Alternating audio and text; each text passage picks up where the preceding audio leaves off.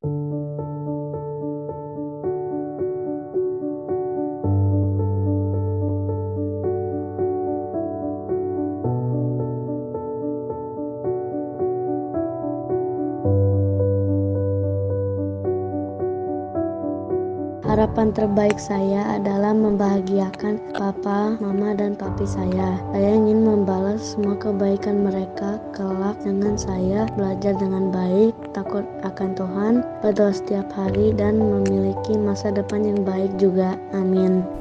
Shalom, jemaat yang dikasihi Tuhan. Bersyukurlah kita yang diberi kecukupan bahkan kelebihan materi. Mari kita berbagi dengan sukacita kepada saudara-saudara di bulan diakonia misi ini, agar mereka juga dapat menikmati sukacita yang sama. Tuhan melihat kepedulian saudara-saudara dan memberkatinya. Amin. Halo, nama saya Kaila, saya kelas 6 di SDK Trimulya Kebonjati. Terima kasih GKI Kebonjati sudah memberiku kesempatan untuk bersekolah di SDK Trimulya Kebonjati. Dengan ini, aku bisa mewujudkan cita-citaku untuk menjadi koki. Saya Syana Mardiani, kelas 3 SMA. Saya sudah dibantu dari SD. Di situ saya mau mengucapkan terima kasih kepada anggota jemaat GKI Kebonjati serta para donatur karena pemberian bantuan dari saya SD sampai sekarang. Tuhan memberkati. Assalamualaikum warahmatullahi wabarakatuh. Nama saya Gwen. Saya kelas 5 dari SD Pelita Fajar. Saya sudah 1 tahun menerima bantuan anak sekolah dari GKI Kebonjati 100 Bandung. Terima kasih untuk jemaat dan donatur GKI. Assalamualaikum warahmatullahi wabarakatuh.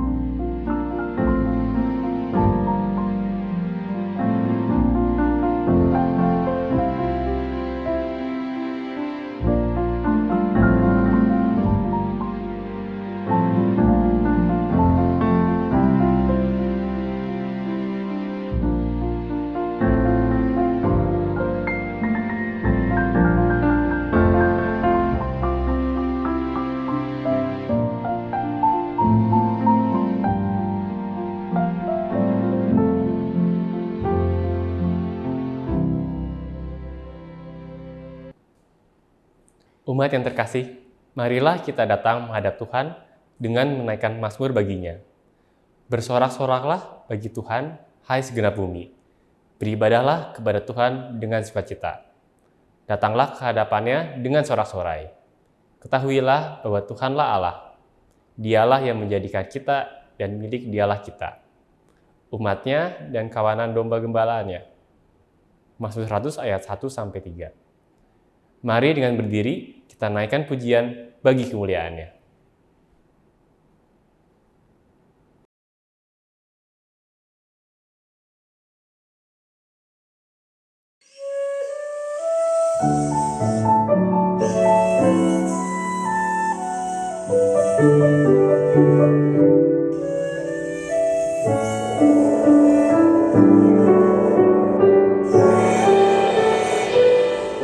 Menjulangnya ke atas bukit Kala, terang benderang salibmu Tuhanku.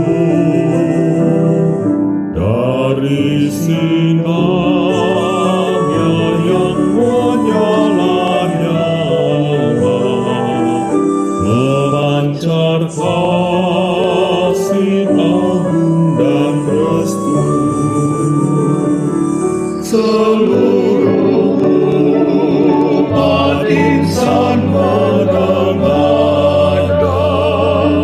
ke arah cahaya kasih yang mesra. Bagai belah yang karang merindukan di ufuk timur bagi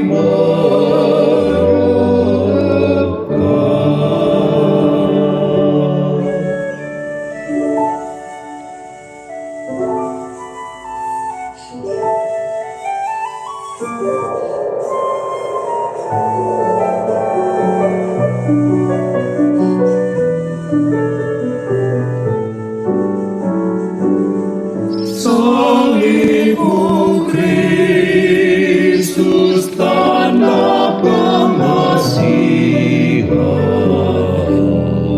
mengangkat yang remuk redam, membuat dosa yang tak terperikan di lubuk cinta Tuhan terbenam. Di dalam Tuhan kami balik lagi, insan bernoda kini berseri. Teruras darah suci yang mengalir.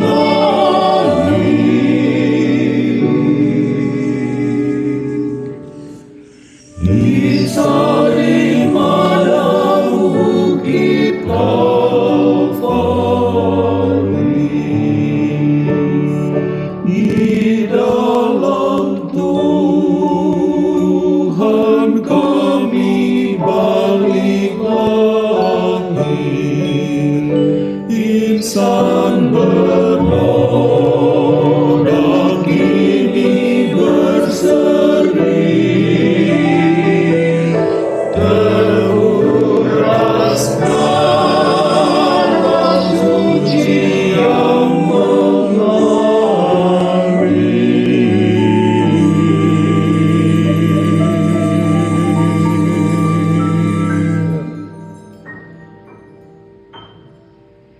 Disalib pada bukit Kalvari.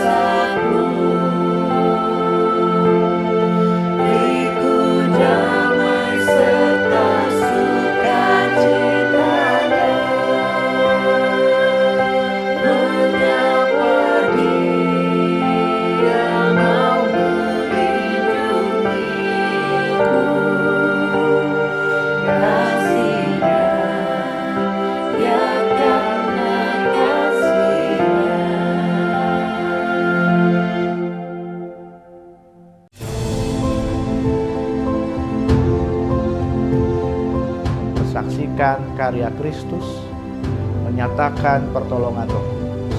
Atau yang kita dengarkan suara kita sendiri.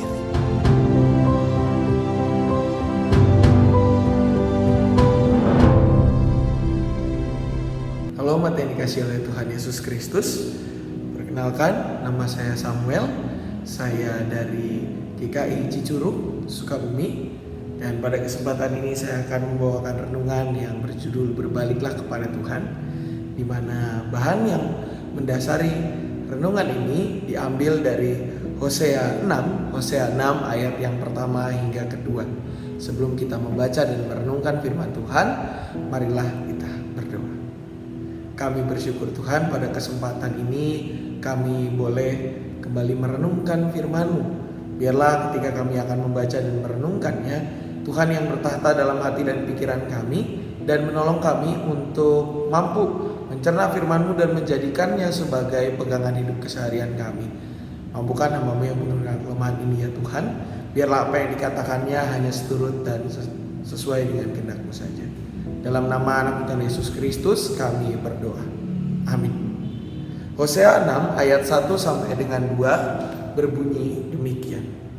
Marilah kita berbalik kepada Tuhan, sebab Dia telah menerkam tetapi akan menyembuhkan kita.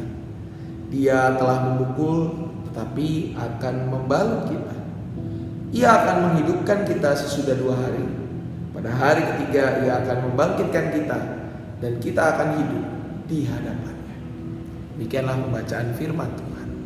Bapak Ibu serta saudara-saudari sekalian, bicara tentang berbalik kepada Tuhan, maka konsep ini adalah sesuatu konsep yang mendasari iman keseharian kita. Secara tidak langsung, tema kita memaparkan soal pertobatan. Pertobatan yang berarti kita kembali kepada Tuhan, kembali dari apa yang mungkin kita lakukan yang keliru di matanya, dan memurnikan kembali diri kita. Secara khusus kalau kita melihat bacaan kita dari Hosea 6 ayat 1 sampai dengan 2, pesan berbalik kepada Tuhan ini disampaikan oleh Nabi Hosea kepada umat Israel. Mengapa disampaikan? Karena dalam bagian ini Nabi Hosea mengingatkan kepada umat Israel untuk segera bertobat, berbalik kepada Tuhan yang telah menerkam tetapi akan menyembuhkan, memukul tetapi akan membalut, menghidupkan sesudah 2 hari, pada hari ketiga Ia akan membangkitkan kita. Sebuah pesan yang mengajak kepada umat Israel untuk mengakui segala kesalahan mereka di hadapan Tuhan dan berbalik kepadanya. Mengapa umat Israel diajak untuk berbalik? Karena Bapak Ibu Saudara-saudari, pada zaman Nabi Hosea ini mewartakan kebenaran firman Tuhan, maka Israel sedang dalam kondisi yang tidak baik-baik saja. Pada saat itu terjadi kemerosotan moral yang besar. Para pemimpin mereka justru tidak memimpin di dalam kehendak Tuhan, melainkan untuk kepentingan diri sendiri. Melalui bagian ini Nabi Hosea mengingatkan agar bangsa Israel kembali kepada Tuhan, bertobat, mengaku segala kesalahan dan dosanya. Diingatkan kepada bangsa Israel bahwa Tuhan telah menerkam dan akan menyembuhkan. Artinya apa? Artinya Tuhan memang menghukum kita. Tuhan memberikan penghukumannya, tetapi tujuan penghukumannya itu bukan untuk mencelakakan, melainkan supaya kita bisa berbalik kepadanya. Hukuman yang Ia berikan bertujuan untuk mendidik, untuk mengingatkan bahwa kita adalah umat kepunyaan. Dalam ayat kedua dikatakan Ia akan menghidupkan kita sesudah 2 hari, pada hari ketiga Ia akan membangkitkan kita. Secara tidak langsung ini berkaitan dengan apa yang Tuhan lakukan, apa yang Allah berikan, yang Allah nyatakan lewat kebangkitan Yesus Kristus, di mana 2 hari Ia berada di dalam kerajaan maut, tetapi pada hari ketiga Ia membangkitkannya. Sebuah lambang bahwa kita telah ditebus, kita telah disembuhkan, kita telah ditebus. Melalui pesan ini, Nabi Hosea mengajak umat Israel untuk berbalik kepada Allah yang akan membangkitkan dan menghidupkan mereka kembali sebagai umat pilihannya. Pesan ini juga disuarakan kepada kita sebagai umat yang hidup pada hari ini. Kita diingatkan untuk berbalik kepada Allah dari segala dosa dan kesalahan kita. Kita diingatkan untuk kembali menjalani hari-hari bukan dengan kekuatan sendiri, melainkan mengandalkan kekuatan Allah, dengan sungguh-sungguh mengenal dan semakin mengenal Dia. Marilah kita menyambut firman ini lewat kehidupan kita yang mau terus hidup di dalam pertobatan, menjadikan apa yang kita lakukan, apa yang kita kerjakan bukan seperti untuk manusia, tetapi untuk persembahan yang hidup kepada Tuhan. Menjadikan hidup kita sebagai ibadah yang sejati, menjadi ibadah yang benar-benar memuliakan nama Tuhan. Dan biarlah ketika kita merespon firman ini dalam kehidupan keseharian ini, kita semakin mampu menjadi umatnya yang mewartakan damai sejahtera, yang mau terus berbalik kepada Allah, bukan mengandalkan pengetahuan dan hikmat diri sendiri, melainkan mengandalkan kekuatan dan hikmat Allah. Tuhan menolong dan memberkati kita.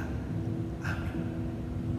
Secara khusus pada kesempatan ini Bapak Ibu, di mana GKI Kebonjati juga merayakan hari ulang tahunnya, maka saya secara khusus mewakili majelis jemaat, segenap anggota jemaat dan juga simpatisan di GKI Cicurug mengucapkan selamat ulang tahun untuk GKI Kebonjati. Biarlah karya pelayanan GKI Kebonjati boleh terus diberkati oleh Tuhan dan semakin menjadi berkat di tengah masyarakat di mana Tuhan menempatkan GKI Kebonjati berada. Amin. Mari kita mengakhiri renungan ini dalam doa. Kami bersyukur Tuhan, pada kesempatan ini kami boleh diingatkan untuk berbalik kepadamu.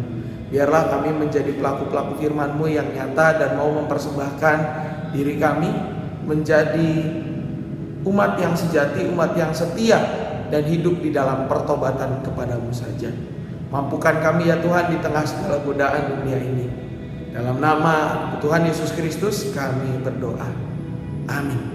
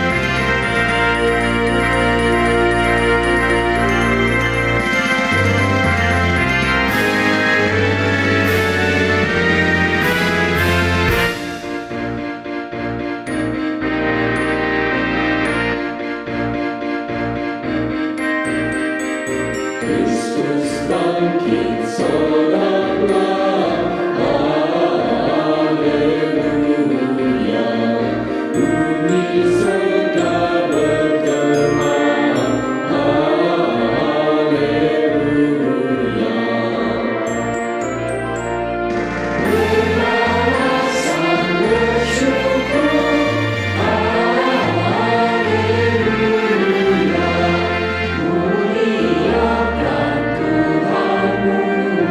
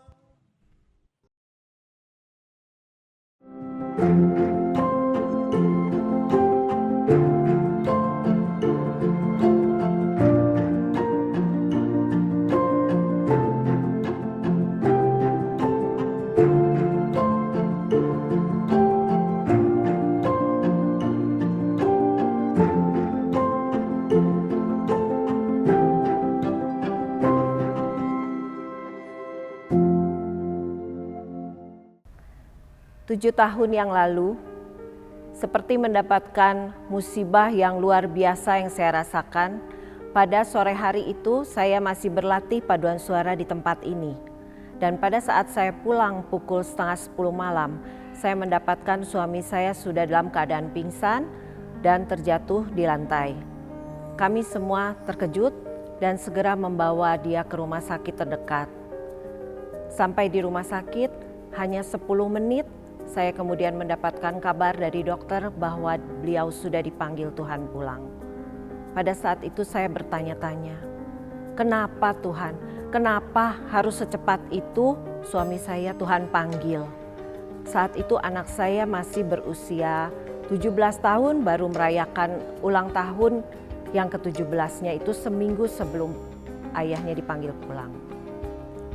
Saya berpikir di situ, kenapa Tuhan tega membiarkan kami keluarga untuk dalam keadaan yang masih anak saya membutuhkan biaya, saya harus bekerja sendiri untuk menghidupi masa depannya. Saya masih bertanya-tanya, dalam keadaan masih terpuruk, masih dalam keadaan galau, hilang harapan selama 3 bulan berturut-turut, yang ada hanya nangis dan nangis terus saya berada di situ. Dan setelah 3 bulan saya mulai bangkit dari keterpurukan saya. Karena saya mengingat saya harus membiayai anak saya kuliah, membiayai anak saya untuk mencapai masa depannya. Dan Tuhan senantiasa memang memelihara kehidupan saya. Saya yakin dan percaya Tuhan sudah mengambil suami saya pulang, tapi Tuhan senantiasa selalu menyertai saya dalam setiap langkah kehidupan saya. Hari demi hari saya lalui sampai 7 tahun sehingga saat ini tidak terasa bahwa penyertaan Tuhan selalu ada dalam keluarga kami.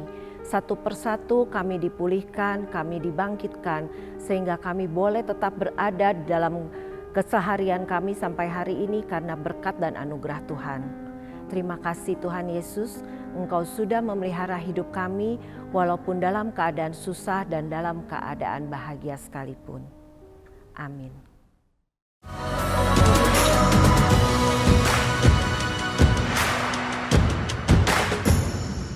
Ya, 50 tahun hampir saya berada di GKI Kebonjati.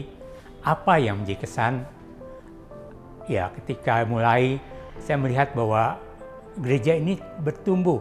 Tapi sekarang ada hal-hal yang mungkin saya agak kecewa, di mana beberapa konflik terjadi. Saya berharap bahwa apabila ada kepahitan, kegeraman, kemarahan, pertikaian, bahkan fitnah dan kejahatan, baiklah seperti Efesus 4 ayat 31 dan 32 mengatakan, buanglah itu ya dari antara kita.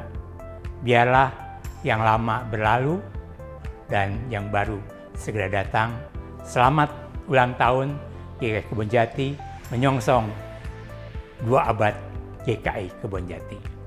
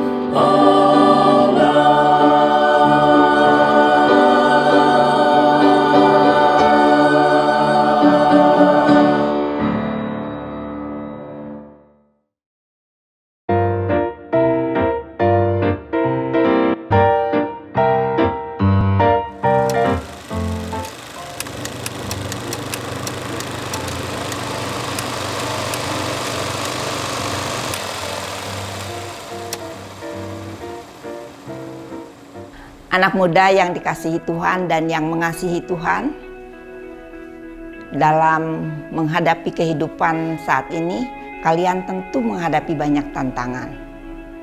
Tetapi kita ingat bahwa kita tidak sendirian. Kita bersama dengan Tuhan. Tuhan yang akan memberikan kekuatan, Tuhan yang akan memberikan jalan keluar bagi setiap persoalan yang kita hadapi. Oleh sebab itu, ayo semangat. Jangan putus asa, jangan menyerah. Tuhan mengasihimu dan Tuhan akan selalu menyertaimu.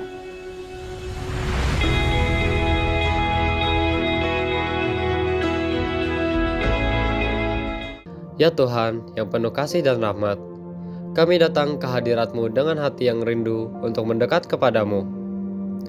Kami menyadari bahwa seringkali kami berjalan jauh dari jalan-Mu, mengikuti kehendak kami sendiri, dan melupakan kasih setia-Mu yang selalu memanggil kami untuk kembali. Bapa yang Maha Pengampun, kami mengaku dosa dan kesalahan kami. Ampunilah saat kami mengabaikan firman-Mu, saat hati kami mengeras terhadap teguran-Mu, dan saat kami memilih jalan dunia yang menyesatkan. Engkaulah Allah yang penuh belas kasih, yang tidak menghendaki seorang pun binasa, tetapi yang rindu melihat semua orang berbalik kepadamu dan memperoleh hidup yang kekal. Tuhan, tolonglah kami untuk meninggalkan jalan yang salah dan kembali kepada jalan-Mu yang benar. Perbaharuilah hati kami ya Allah, dan jadikan kami umat yang setia, yang hidup menurut kehendak-Mu. Pimpinlah setiap langkah kami, agar kami senantiasa berjalan dalam terang kasih-Mu. Kami berdoa, ya Bapa, bagi mereka yang sedang tersesat dan jauh dari-Mu. Sentuh hati mereka dengan Roh-Mu yang kudus. Bukalah mata mereka untuk melihat kasih dan kebenaran-Mu, dan tariklah mereka kembali ke dalam pelukan-Mu yang penuh kasih. Di dalam Yesus Kristus, Tuhan dan Juru Selamat kami, yang telah membuka jalan keselamatan bagi setiap orang yang berbalik kepadamu, kami memohon dan berserah. Amin.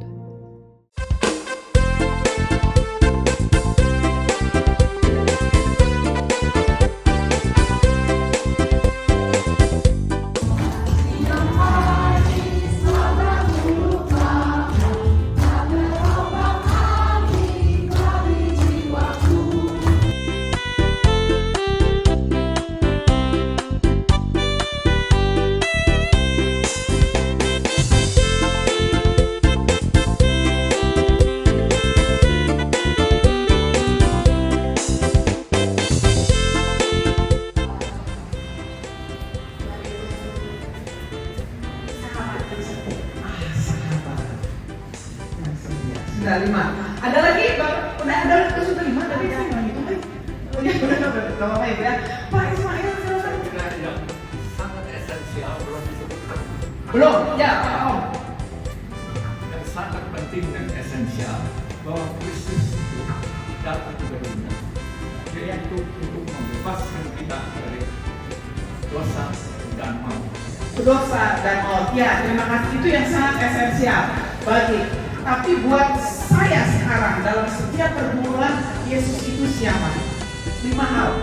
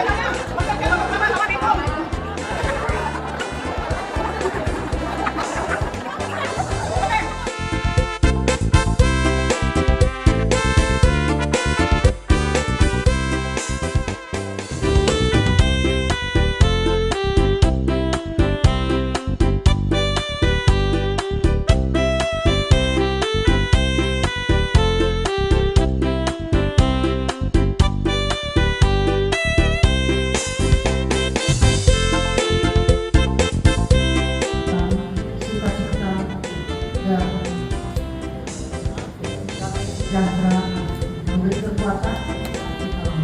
Ya, baik. Terima kasih.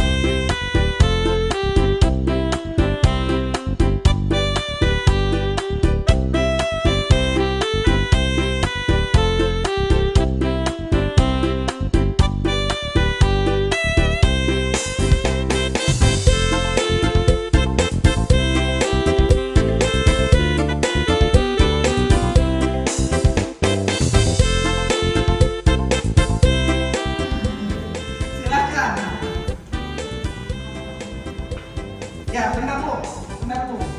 Udah, Bapak Ibu sekalian, 5, udah dapat? Diingat-ingat ya, ntar jangan itu. Wah, sok, gue ini. Hanya dekat Allah saja tenang daripada menyerang keselamatan. Oke, itu ayat. Kalau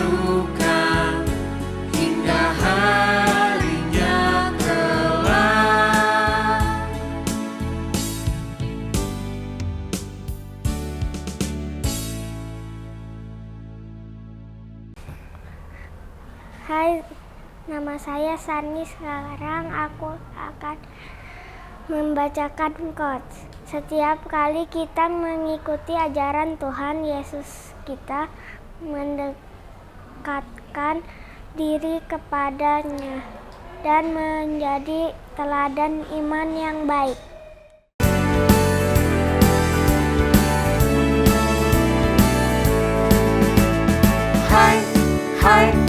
Hai sahabat Kristus, marilah kemari.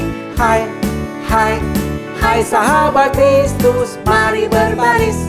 1, 2, 1, 2, 3. Hai sahabat Kristus, marilah kemari.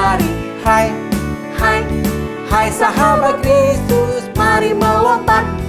Hop, hop, hop, hop, hop. Hai, hai, hai sahabat Kristus, mari, marilah kemari. Hai, hai, hai sahabat Kristus, mari bernyanyi. La la la la la.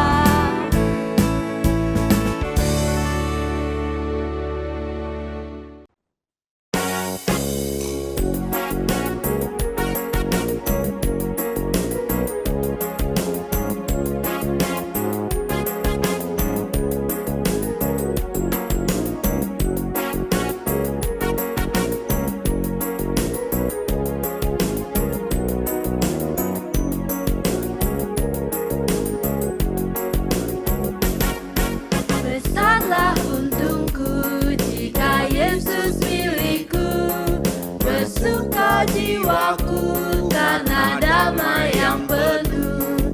Meskipun angin keras badai dunia menderu, tak goyah hatiku karena Yesus milikku.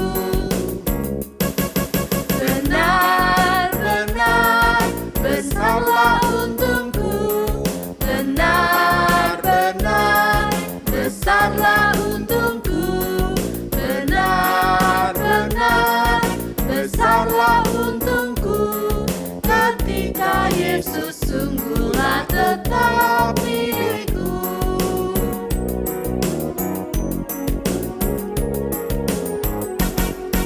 Kendati tiadalah hartaku di dunia, hatiku tak resah, tak bersungut berkesah, karena ku sungguh tahu jika Yesus milikku, tak sia-sialah segenap usahaku.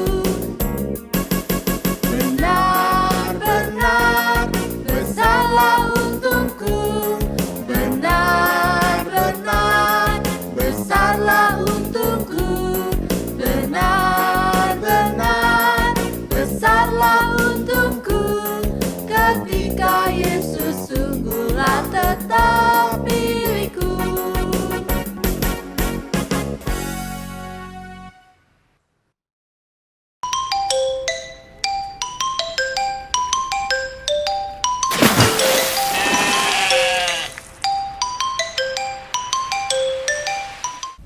Saulus menjadi sahabat Yesus.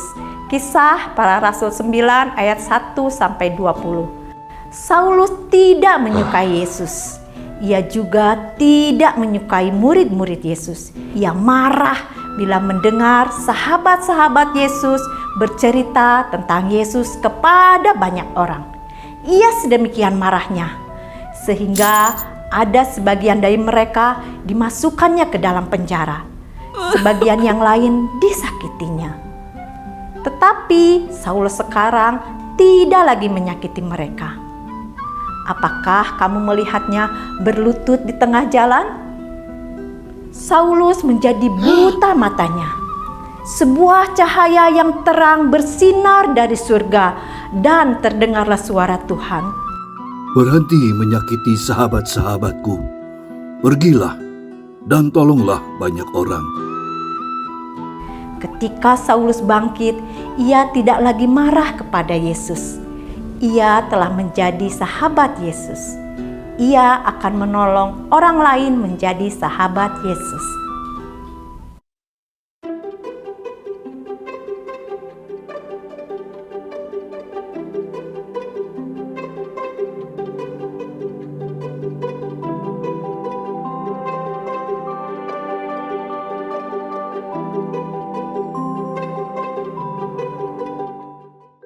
Berbagi. Ceritaku tentang berbagi adalah aku sering berbagi bekal kepada teman dan sering berbagi jika teman ketinggalan pulpen atau tip X. Tuhan yang baik, terima kasih karena Engkau mengasihi kami meski kami sering berbuat salah dan belum mengenal-Mu sepenuhnya. Hari ini kami belajar dari cerita tentang Saulus. yang dahulu tidak mengenal Engkau dan bahkan menyakiti umat-Mu. Tetapi Engkau mengubah hatinya menjadi baru. Tuhan, ajar kami untuk selalu mendengar suara-Mu, seperti Saulus yang berubah menjadi sahabat-Mu. Bimbing kami untuk mengasihi sesama dan setia menjalankan rencana-Mu dalam hidup kami. Terima kasih atas kasih-Mu yang besar, Tuhan, yang selalu siap mengampuni dan memberi kesempatan baru. Kami mau menjadi anak-anak yang taat dan setia kepadamu. Dalam nama Tuhan Yesus kami berdoa. Amin.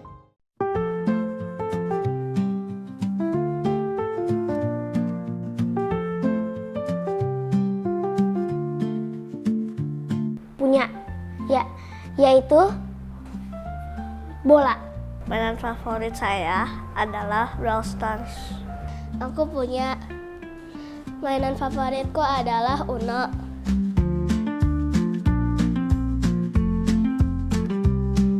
Saya sangat bersyukur karena saya bisa bermain dengan teman-teman saya, dengan adik ataupun orang tua. Iya dong, saya sangat bersyukur dan senang mempunyai mainan itu. Karena mainan itu bisa membuat saya senang.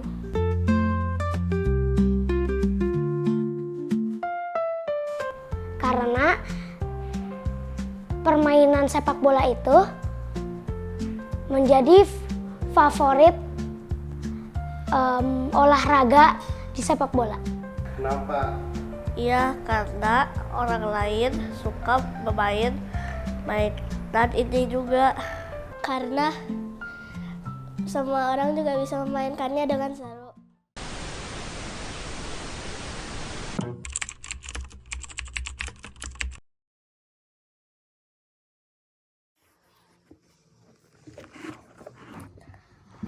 Engkong, terima kasih udah anterin Mas setiap pagi ke sekolah.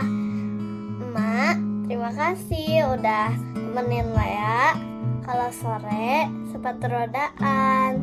I love you, Mak Engkong. Sehat selalu ya. Buat emak, buat Nainai, thank you udah ngurusin aku waktu aku kecil, waktu masih TK.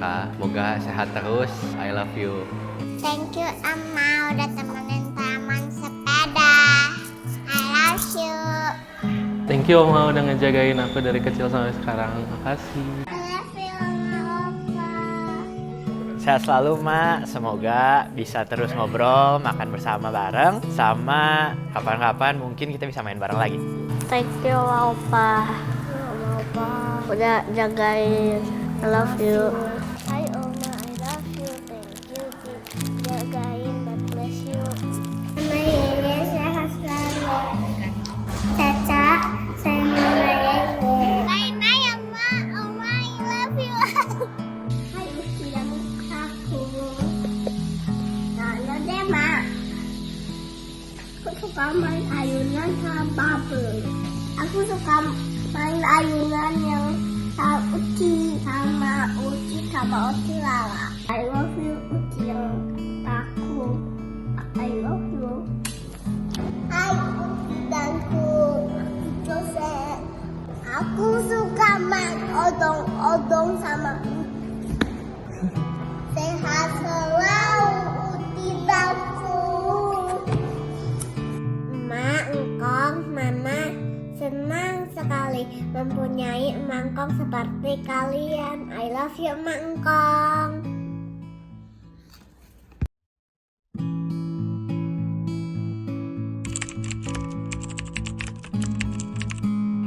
Shalom, selamat Hari Lansia buat Oma, Opa. Semoga semangat melayani di GKI Kebonjati. Selamat Hari Lansia. Selamat Hari Lansia. Tetap semangat lansia.